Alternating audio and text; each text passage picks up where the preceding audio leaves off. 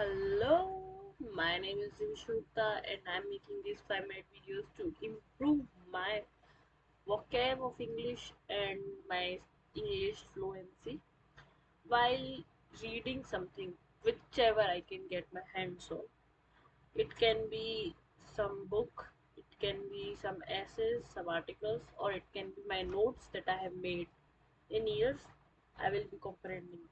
So I have tried the notes and for today's video I am reading the book and it is the book Invisible Woman from Caroline Paris. It is about how male are the default in the world and female are the others, even though this is not natural, and how much female, how much women face because of this assumption. So we were talking about plowing and hoeing, the agriculture agricultural terms. So there was analysis that it is said that agriculture, that cultivating is exclusively male. But are they? Is it? So here the author is arguing that it is not true because the data on who exactly is doing the farming is full of gaps. So I am reading from there. You will find no end of reports, articles, and briefing papers that include some variation on the claim that women are responsible for 60 to 80% of the agricultural labor supplied on the continent of Africa, but little in the way of evidence.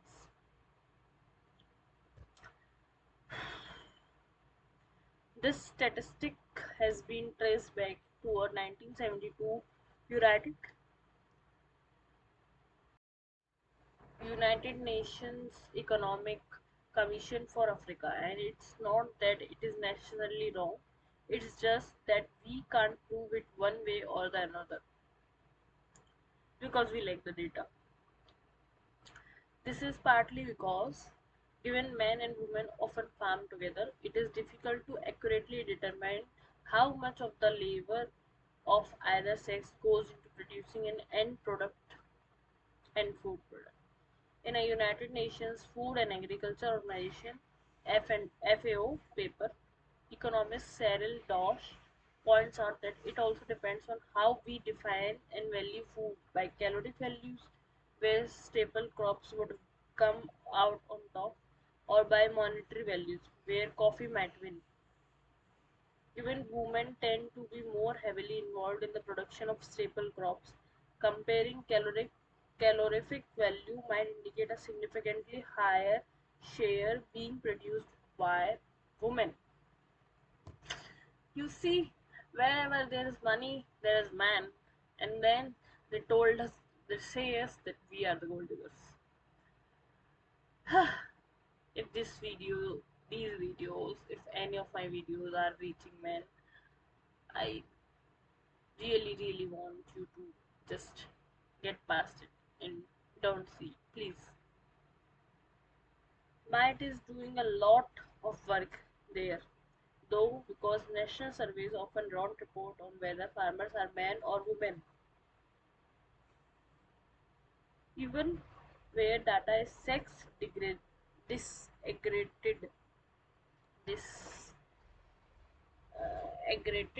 careless survey design can lead to an underreporting of female labor. If women are asked if they do domestic duties or work as if they are mutually exclusive, or if domestic work is not work, they tend to just select domestic duties because that describes the majority of what they do.